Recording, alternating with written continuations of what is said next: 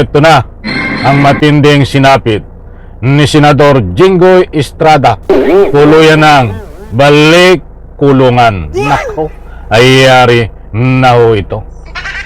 Alright, welcome back to my YouTube channel. I'm Andy's Vlog. Panibagong hatol, inilabas ng korte laban ho kay Senador Jinggoy Estrada. Nako, talagang wala na akong lusot. Pakilike lang ho ang video na ito. Kung nagustuhan nyo po, sabay-sabay po nating i-like. Sa lahat po ng hindi pa nakasubscribe, please subscribe. Maraming salamat po. Heto, talagang mabilis. Mabilis ho ang aksyon. Sapagkat ngayong araw na ho ito, ay lumabas sa balita na itong Senador Jinggoy Estrada ay may hatol ho ng korte, tuluyan ng ikukulong. Ito ho ay may kaugnayan dito ho sa Flood Scam Ghost Project. Nako, huwag po kayong aalis. Ito ang resibo ibibigay ko ho sa inyo. Katibayan na itong ating tinatalakay ay hindi po fake news. Unahan ko kayo sapagkat mayroon po tayong batayan. Gusto ko munang kunin ang inyong panig.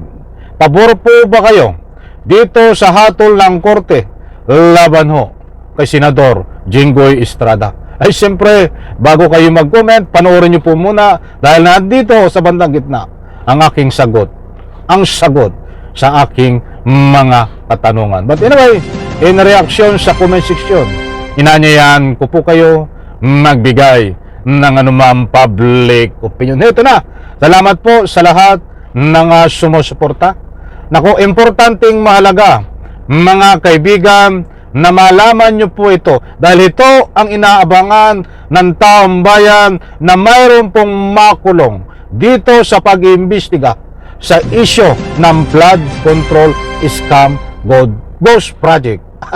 Ay kaakala ko ba tapos na ang araw ng ika nga po Halloween, bakit may ghost?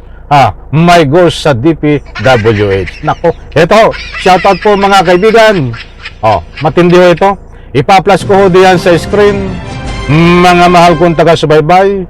Nandyan ho, itong si Senador Jinggoy Estrada. Katabi niya ho, itong kinasuhan din na si Bryce Hernandez. Babasahin ko ho ang nilalaman. Naku, ay matindi ho ito. TRO, ibig sabihin ng TRO, Temporary Restraining Order Request ni Senador Estrada versus Bryce Hernandez, tinanggihan ng San Juan Court, November 3, 2025. Kalalabas lang ho na desisyon hatol ng korte, mga kaibigan. Ano kaya yon? Ano kaya ang nakapaloob dito sa desisyong ito? Ibabahagi ko sa inyo, mga kaibigan. Ang kulungan ho ng mga sangkot sa Flood Control Scam Ghost Project ay pinakita naman sa inyo. Natapos na ho. Kulang lang ay ikukulong. Yung kulungan no ni Jinggoy Estrada ay tapos na din. Nandyan, nakalaan.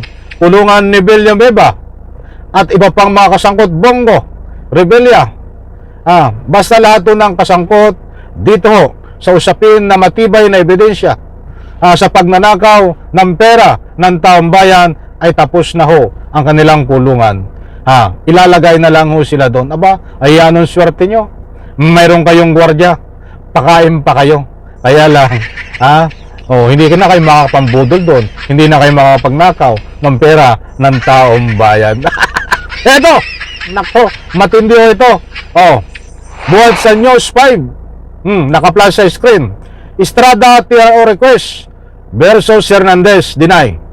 Tinanggihan ng San Juan Regional Trial Court, RTC ang hiling ni Senador Jinggoy Estrada na pag-issue ng Temporary Restraining Order TRO laban kay dating Bulacan Assistant District Engineer Bryce Hernandez.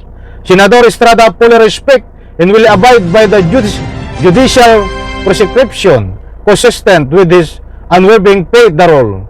Hindi ko na babasahin yun.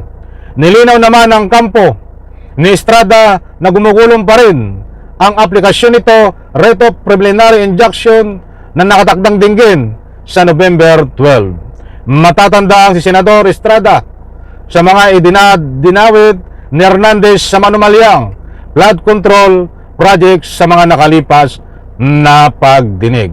Maliwanag po mga kaibigan dito, hindi po tayo nagpapakalat ng anumang fake news. Datapwat sa puntong ito ay nasabi natin na itong Senador Jingoy Estrada ay balik-kulungan pagdating po ng takdang panahon sapagkat ang kanyang TRO na inihain ho sa korte ay tinanggihan ho at ang hatol ng korte ay ituloy ang kaso, mga kaibigan, kaya nga tinanggihan. Yung TRO ho na hinihingi nitong Senador Jingoy Estrada ay tungkol dito sa pagpigil na huwag gamitin ang statement ni Bryce Hernandez na nagdadawit sa kanya bilang magnanakaw ng pera ng taong bayan na humihingi ng kickback. Subalit tinanggihan ho, mga kaibigan. Kaya yung statement ho ni Bryce Hernandez na dinadawit, pinangalanan na itong Senador Jingoy Estrada ay magnanakaw ng pera ng taong bayan di umano ay gagamitin ho para tuluyang gumulong ang kaso diyan ho sa ombudsman dahil hindi naman lingid sa inyong kaalaman na itong si Jingoy Estrada, senador, kasama si Villanueva at marami pang kasangkot ay kinasuhan ho sa ombudsman. Gugulong ho ang kaso.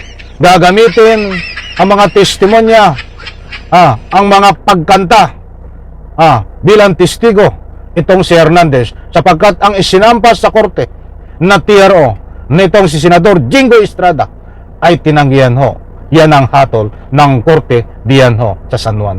Mismong lugar niya pa ang humatol at ang nagdesisyon na tinanggihan, mga kaibigan. So, mahalaga ho ang testimonya ni Hernandez. Kaya ang dami ho ang nagbibigay ng anumang public opinion na itong si Senador Jingoy Estrada ay tuluyan ng balik kulungan kapag dumating ho ang takdang panahon. Tama ho. O kayo ho ba ay naniniwala, mga mahal kong taga-subaybay, na itong si Senador Jingoy Estrada ay balik kulungan dahil ho dito sa matitibay na ebidensya ay wala nang hadlang para gumulong ang kaso, mga kaibigan. Alalahanin po natin, hindi po ito makakasuhan kung walang matibay na ebidensya. Nagbabatay po ang lahat sa matitibay na ebidensya. Kaya tabangan po natin, mga mahal kong taga-subaybay, dahil pangako sa atin ng ating pamahalaan ay may makukulong bago magpasko. Hindi lang natin po alam kung kasama dito si Joel Villanueva at si Senador Jingoy Estrada na makukulong. Kasama ho talaga siya sa makukulong dahil kinasuhan siya. Hindi lang natin alam kung bago magpasko o after ng Christmas early 2026. Isang like ko sa video na ito, mga kaibigan, inaanyayahan ko kayo magbigay ng anumang public opinion. Isang like ko sa video na ito. Maraming salamat, bye-bye. Palapak.